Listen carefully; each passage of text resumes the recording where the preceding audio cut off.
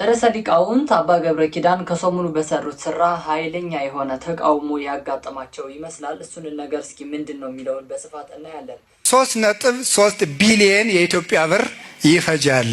በሌላ በኩል ከሰሞኑ ስላሴ ጾታ አላቸው በሚለው ትምህርታቸው የታወቁት እንግዲህ አንድ አባት ከዚህ 2 ቀን በትናንትናው ዕለት በሰፊው ይቅርታ ጠይቀዋል። ይቅርታቸው ምን ይመስላል የሚለውን ነገር እናያለን። አንድ የቤተ ክርስቲያን ሊቅ እኔን የተቸ የለም። እኔ ዳሂስ 100% እኔ የተሳሳትኩት እንጂ የቤተ ክርስቲያኒቱ አስተምሮ ባለመሆኑ በዚህ የተደናገራችሁ የክርስቶስ የተዋሂዶ ልጆች 100% ብድግ ብዬ ይቅርታ ጠይቃቸዋል። እንዲሁም ደግሞ ሌሎች ወቅታዊና አዳዲስ ሐሳቦችን በዚህ ሐሳብ የምናነሳ ይሆናል።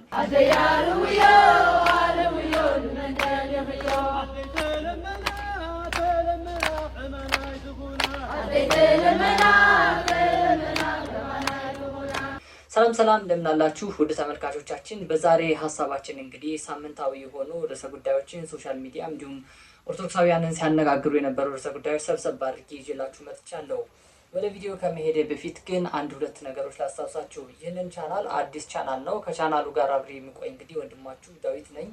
ታዲያ ይህንን ቻናል አዲስ ከሆናችሁ ሰብስክራይብ ማድረጋችሁን አትርሱ። እንዲሁም ደግሞ ማህበራዊና መንፈሳዊ የሆኑ ጉዳዮችን ከወገኝተኝነት፣ ከዘር፣ ከፖለቲካ እንዲሁም ከሃይማኖተኝነት በጸዳ መልኩ ነገሮችን በሰፊው እናያለን። ነገሮችን አይተን ተማምረን እንግዲህ ተነጋግረን እንለያያለን ማለት ነው። አሁን በቀጥታ ወደ ቪዲዮ ልሄድላችሁና ቀዳሚ የሆነው ሐሳብ ስናነሳ ከሰሞኑ እንግዲህ በጣም አነጋጋሪ የነበረው የሚስጥረ ስላሴ ጉዳይ ነው። አንድ ታላቅ መምህር እንግዲህ በሚስጥረ ስላሴ ትምህርት እንግዲህ አንድ ስህተት አስተምረው ነበረ።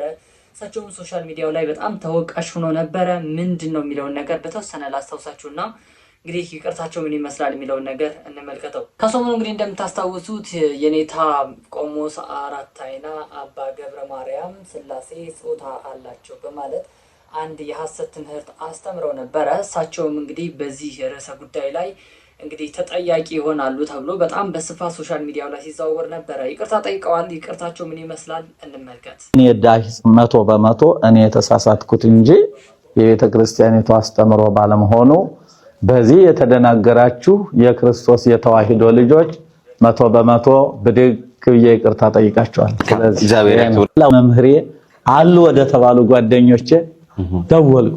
እንዲህ እንላለን ወይ እንግዲህ በዚህ መልኩ ይቅርታ ጠይቀዋል። ታዲያ ምንድነው ትልቁ ስህተት የተፈጠረበት ምክንያት ምንድነው የሚለውን ነገር በተወሰነ መልኩ እስኪ ያሳቸውን ሐሳብ እንስማና ሐሳቡ አሁንም ቀጥልበታለሁ። ተሳሳትኩ እኮ ሰውን አደናገርኩ እንዴት ነው ምናምን ስል መች እንዲህ ብለን ተመረን። በተለይ መምህር ወልደ ጊዮርጊስ ጸጋው መስከይዙን አንደወልኩና አስተያየቃቸው እና አካላት አልኩ እንጂ ጾታ አስተምሬያለሁ ወይ አሉኝ። ኧረ መድኃኒዓለም ይቅር ይበሉኝ፣ ስንት ሰው አደናግሬያለሁ።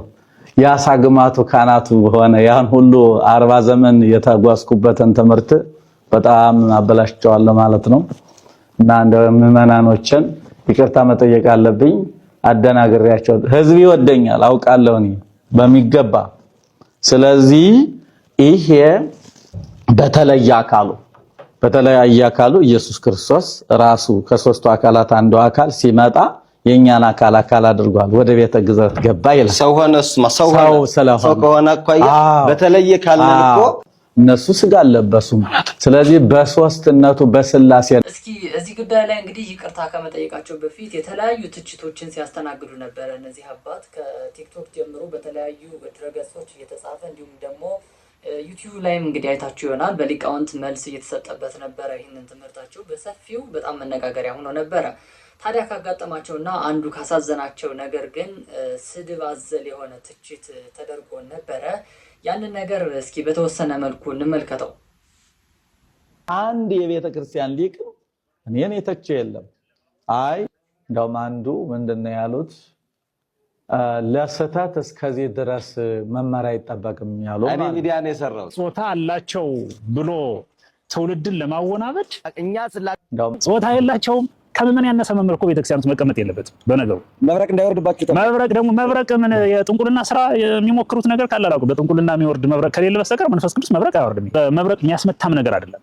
እግዚአብሔር ህዝቡን ትክክለኛ ነገር ስለተናገረ ሊያወርድ የሚችል መንፈስ ቅዱስ ነው። እንደውም ያ ህዝብ ተባርኳል በዚህ አጋጣሚ። እንግዲህ እንደተመለከታችሁት ይህንን ኢንተርቪው የተደረገው ዋካ ብርሃን ሚዲያ የሚል አንድ ሚዲያ ላይ እሳቸው አሁንም ኢንተርቪው እያደረጋቸው ያለው ሚዲያ ራሱ ነው ይህንን ነገር ኢንተርቪው ያደረገው። ከዛ በፊት እንግዲህ እሳቸው ሂጄ ኢንተርቪው ከማድረግ በፊት ወይ ወደ እሳቸው ከመሄድ በፊት ሊቃውንትን ላነጋገር ምንድነው የተሳሳቱት የሚለውን ነገር ጋዜጠኛው ሊቃውንት አንድ ሁለት ቤተክርስቲያን መምህራን ሁለት ሰብስቦ እንግዲህ በዚህ ጉዳይ ላይ ሐሳብ እንዲሰጡበት ጋብዟቸው ነበረ። እንግዲህ እንደተመለከታችሁት ከመምህራኖቹ መካከል አንዱ ትንሽ ስድብ አዘል የሆነ ትችቶች እያደረገ ነበረ። እሳቸውም እንግዲህ መምህሩ እንግዲህ ቅር ያስባላቸው ይመስላል። ለማንኛውም ሐሳቡን እንቀጥልበታለን። እስኪ እንግዲህ እሱ ካነሳቸው ሐሳቦች የመጀመሪያው ነገር ፐርሰናል አታኪንግ የሚመስል ነገር እንግዲህ በሳይንሱ ዓለም እንደምታስታውሱት ፋላሲ አይነት ነገር ነው ፈጥሮ የሄደው ማለት ነው። መጀመሪያ ምን አለ መሰላችሁ ከእሳቸው ጋር እኔ አባ በአካል አላቃቸውም፣ እንግዲህ እሳቸው ጋር ምንም አይነት ነገር የለብኝም እና ትምህርቱ ላይ ነው ጉዳያችን፣ ቃለ እግዚአብሔሩ ላይ ነው ጉዳያችን ብሎ ይጀምርና ነገር ግን በመሃል ከምዕመናን ያነሰ መምህር ቤተክርስቲያን ውስጥ መኖር የለበትም የሚል ኃይለኛ የሆነ ትችት፣ እንዲሁም ደግሞ እሳቸው ሲያስተምሩ አይታችሁ ከሆነ መብረቅ ያስወርዳል እንደዚህ አይነት ንግግር ብለው የተናገሩት ሰዓት ላይ እንግዲህ እሳቸው ጥንቁልና ምናምን የሚሞክሩ ከሆነ መብረቅ የሚያወርድ ከሆነ አላቅም የሚል ንግግር ተናግሯል። በእውነቱ ከአንድ መምህር የማይጠበቅ እጅግ በጣም ያዘንኩበት ትንሽ በጣም ደስ የማይል ነገር ነው ይህንን አይነት ንግግር ማለት ነው። በሳይንሱ ዓለም እንግዲህ በጣም በሰፊው የሚታወቅ ነገር አቢዩሲቭ ፋላሲ ይባላል። ይሄንን ነገር ማለት ነው ሰዎችን ፐርሰናሊ ከሀሳባቸው ጋር ከመሄድ ሲያቅተ የሆነ ነገር ሰውየው እንደዚህ አይነት ነው ብሎ አላኮ ለመስደብ መሞከር ይህ በጣም የሚያሳዝንም ነው። እንደ ቤተክርስቲያንም አንዱ መምህር ሌላውን መምህር በሐሳብ መተቸት ወይም በሐሳብ መሞገት ነው እንጂ ፐርሰናል ጉዳይ አድርጎ ሰዋዊ የሆነ ጉዳይ አድርጎ መሞገት እጅግ በጣም ነውር የሆነ ጉዳይ ነው። ስለዚህ ባጭሩ ከዚህ መማር ያለብን ትልቅ ነገር አለ ብዬ አስባለሁ። ለማንኛውም እስኪ እሳቸው ምን እንደተሰማቸው እንቀጥል። አንዱ ምንድነው ያሉት ለስህተት እስከዚህ ድረስ መማር አይጠበቅም ያሉ እኔ ሚዲያ ነው የሰራሁት። ስለዚህ ለስህተት ይሄን ያህል ርቀት መሄድ የለባቸውም የሚል እንዲያ ከሚሉ አባቴ ይሄ ትምህርት የቤተ ክርስቲያኒቱ ትምህርት አይደለም፣ አስተምሮ አይደለም። እንደ ሃይማኖት መምህር እኔና እርሶ እስቲ እንወያይ ማለት ነው የሚሻለው። እስከዚህ ርቀት ድረስ ለመሳሳት እስከዚህ ርቀት መሄድ አይጠበቅም ማለት እኔ ያልተማርኩት ይሻላል ማለት ነው። አንድምታው ወደ ሌላ በኩል ስንሄድ ያልተማርኩት እኔ ይሻላለሁ ማለት ነው የሚመስለኝ። ለኔ አይባልም ሲጀመር እንደዚህ የሚባል ነገር የለም። በቃ እኔ ማለት ነው ስለኔ መማር ስለኔ የቤተ ክርስቲያን አባትነት የኢትዮጵያ ሕዝብ ያውቃል። ከአዲስ አበባ 20 ዓመት አራቱን ጉባኤ ስማር የኢትዮጵያ ሕዝብ ገዳማዊ መሆኔን ማንነቴን ጠብቄ ምኖር ነውር የሌለብኝ አባት መሆኔን እኔ እንዲህ ብዬ መመስከር ባይገባኝ ይቅርታ የጠየቁበት ሕዝቤ በጌ ወገኔ ሁሉ እንዲበደልብኝ ስለማልፈልግ ነው። እና በዛ መካከል ግን ዝም ብሎ በቃ የስድብ እንዲያው ነውር ነው መሆን የለበትም እንደዚህ። ስለዚህ እኔ በአጠቃላይ አሁን ማለት የምፈልገው የኢትዮጵያ ሕዝብ ቃልዮት ያሰማልን ብለናል። እንግዲህ መምህር እጅግ በጣም የኮራንበት ትልቅ ስነ ምግባር የታየበት ነው። ከመሳሳታቸው በላይ እኛ ትንሽ እየገረመኝ የነበረው በዛው ምን ሊሆን ይችላል ሰው ሲሰድባቸው ምን ትንሽ ፍራቻ ነበረኝ። ነገር ግን በጣም ደስ በሚል ሁኔታ ይቅርታ በመጠየቃቸው በጣም ደስ ብሎናል። ይሄ በጣም ትልቅነት ነው። በነገራችን ላይ እነዚህ መምህር እንደ ቀላል የሚታዩ መምህር አይደሉም። ኢትዮጵያ ውስጥ ተደጋግሞ እንደሚነገረው አሉ ከምንላቸው የቤተክርስቲያን መምህራን መካከል እጅግ በጣም ታዋቂ ናቸው።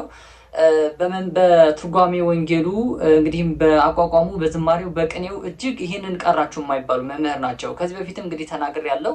እኔ ከሳቸው ነው ሐዲስ ኪዳን የተማርኩት። በተወሰነ ጊዜም ቢሆን ከሳቸው እግር ቁጭ ብዬ ተምሬያለሁ።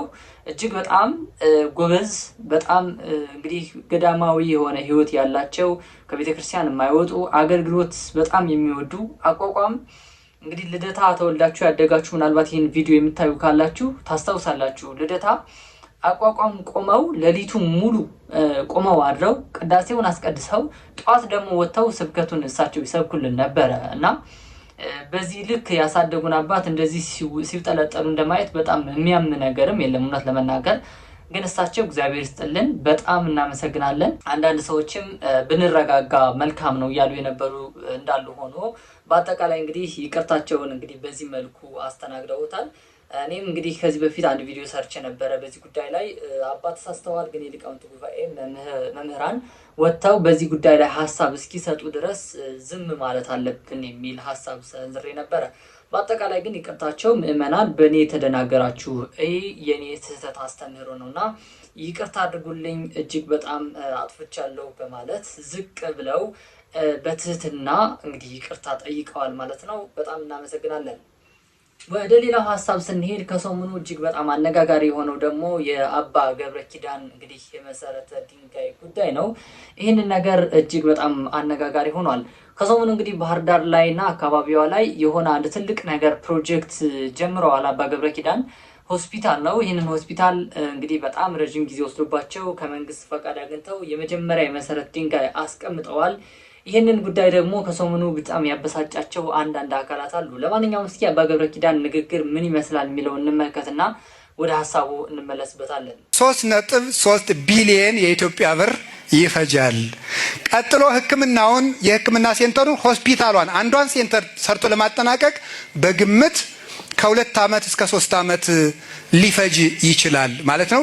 ሰርቶ እንደተጠናቀቀ ስራችን እንጀምራለን ማለት ነው። እንግዲህ እንደተመለከታችሁት ይህንን ፕሮጀክት ባህር ዳር ላይ ነው እየተደረገ ያለው። በጣም ትልቅ ፕሮጀክት፣ በጣም ብዙ ኦርቶዶክሳውያን የደከሙበት እንግዲህ ከሰሞኑ በጣም መነጋገሪያ ሆኖ የነበረ ፕሮጀክት ነው። ነገር ግን ይህንን ፕሮጀክት ምንድን ነው ያጋጠመው የሚለውን ነገር በተወሰነ ነገር ላሳያችሁ።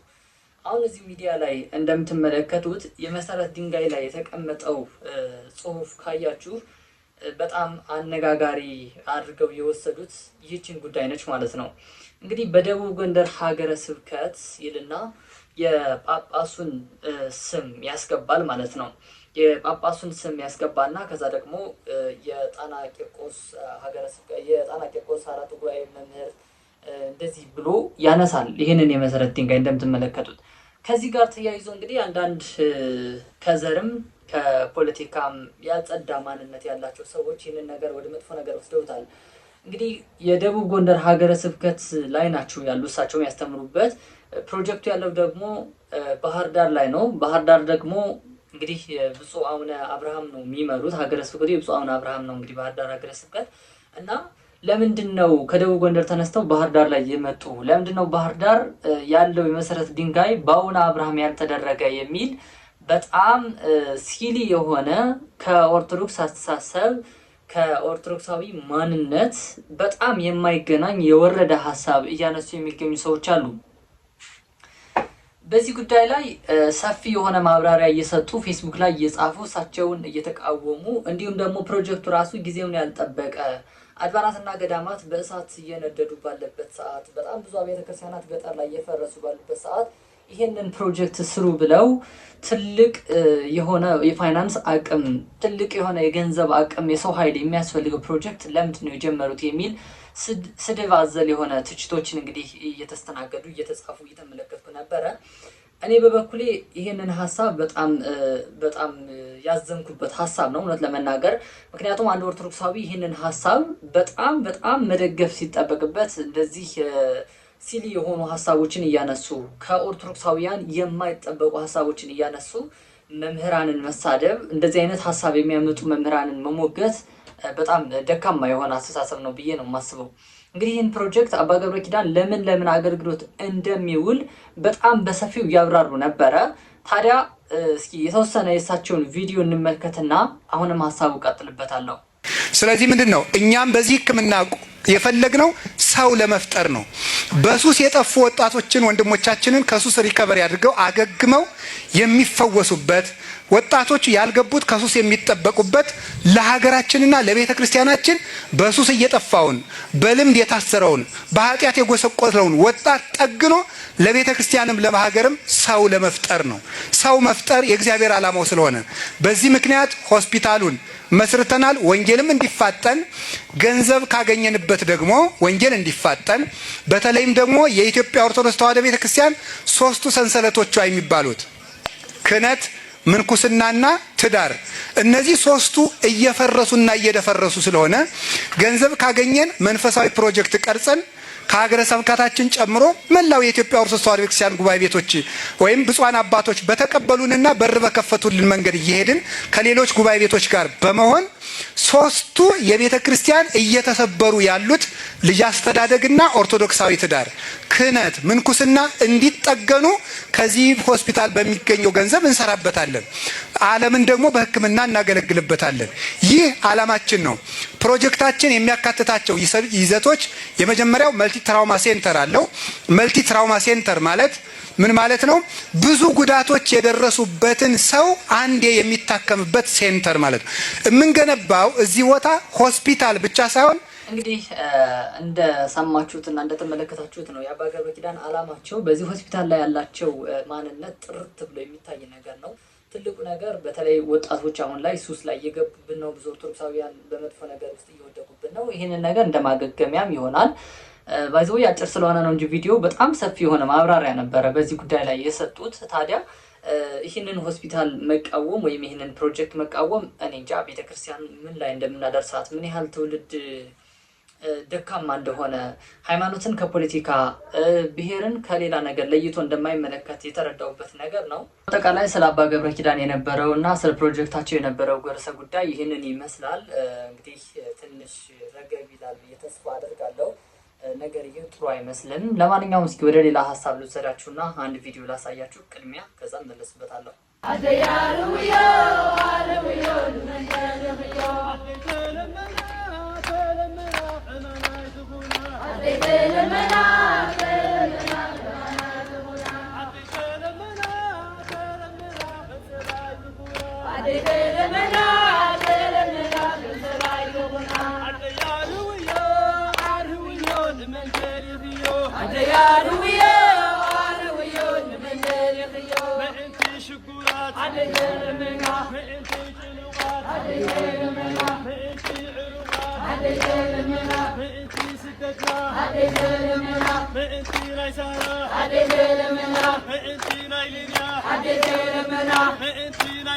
እንግዲህ ይህንን የተመለከታችሁት ቪዲዮ በስውሯ ማርያም የተደረገ የምህላ ጸሎት ነው። የምህላው ለየት ካለባችሁ እንግዲህ ሰሜን አካባቢ የተወለዱ ሰዎች ተሰባስበው ያደረጉት የምህላ ጸሎት ነው። በእመቤታችን ድንግል ማርያም ፊት ሆነው ወደ ልጇ ወደ ወዳጇ ወደ ኢየሱስ ክርስቶስ እንግዲህ ጸሎታቸውን እንድታሰማ ያደረጉት ምህላ ነው። ምህላው የትግራይ ተወላጆች ተሰባስበው በእመቤታችን ፊት ማርያም ፊት ሆነው እንግዲህ እንዲህ ነው የሚሉት በአጠቃላይ ማርያም ሆይ አሳስቢ፣ ከልጅሽ ዘንድ አሳስቢ፣ ስደታችንን አሳስቢ፣ ችግራችንን አሳስቢ፣ ጦርነቱን አሳስቢ እያሉ በስፋት እንግዲህ በጸሎት እያደረጉ ነበረ። ሰሜን ላይ ይህን ነገር ባይዘው የተለመደ ነገር ነው። ወደዚህ ወደ አዲስ አበባ ነው ብዙ ማናውቀው እንጂ ወደዛ ወደ ሀገራቸው የተለየ የጸሎት ልመና የተለየ እንደዚህ አይነት ችግር ሲያጋጥማቸው በባዶ እግራቸው ሆነው ነጠላ ዘግዝቀው ትምህርተ መስቀል አጣጥፈው በእንደዚህ አይነት መልኩ ይጸልያሉ። ትግራይ ያለችበት ሁኔታ እንግዲህ ታስታውሳላችሁ። አሁን ላይ በጣም ብዙ ኦርቶዶክሳውያን እባካችሁን ጸልዩልን፣ እባካችሁን ድምጽ ሁኑን እያሉ ይገኛሉ። ከትግራይ ያሉ እናቶች ልጅ ታቅፈው ከወታደር ጋር ድንጋይ እየተወራወሩ ልጆቻቸውን ለማስቀረት እየሞከሩ ነው የሚገኙት። እናም በየአብያተ ክርስቲያናቱ እንግዲህ የትግራይ ተወላጆች እንዲሁም ደግሞ ሌሎች ኦርቶዶክሳውያን በጸሎት ስለ ኦርቶዶክሳውያን ትግራዮች እንዲሁም በአጠቃላይ ስለ ትግራይና ስለ ሀገራችን ሰላም እየጸለዩ ይገኛሉ። ከነዚህ ውስጥ አንዱ በጣም አስገራሚው ነገር ይሄን ነው።